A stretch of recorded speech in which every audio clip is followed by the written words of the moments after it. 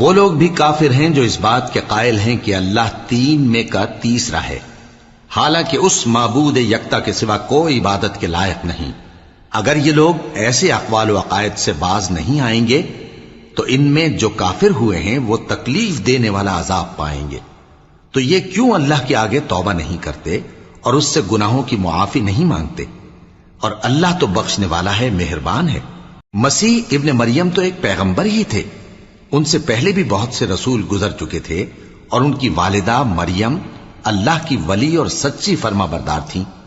دونوں انسان تھے اور کھانا بھی کھاتے تھے۔ دیکھو ہم ان لوگوں کے لیے اپنی آیتیں کس طرح کھول کھول کر بیان کرتے ہیں، پھر یہ دیکھو کہ یہ کدھر الٹے جا رہے ہیں۔ کہو کہ تم اللہ کے سوا ایسی چیز کی کیوں پرستش کرتے ہو جس کو تمہارے نفع اور نقصان کا کچھ بھی اختیار نہیں، اور اللہ ہی سب کچھ سنتا ہے، جانتا ہے۔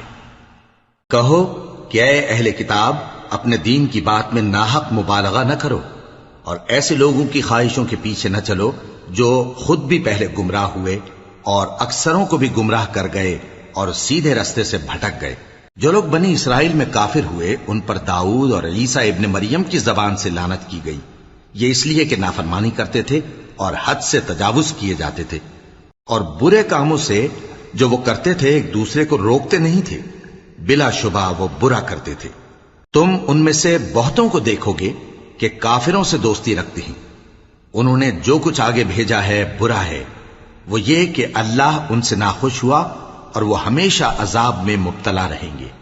اور اگر وہ اللہ پر اور پیغمبر پر اور جو کتاب ان پر نازل ہوئی تھی اس پر یقین رکھتے تو ان لوگوں کو دوست نہ بناتے، لیکن ان میں اکثر بد کردار ہیں۔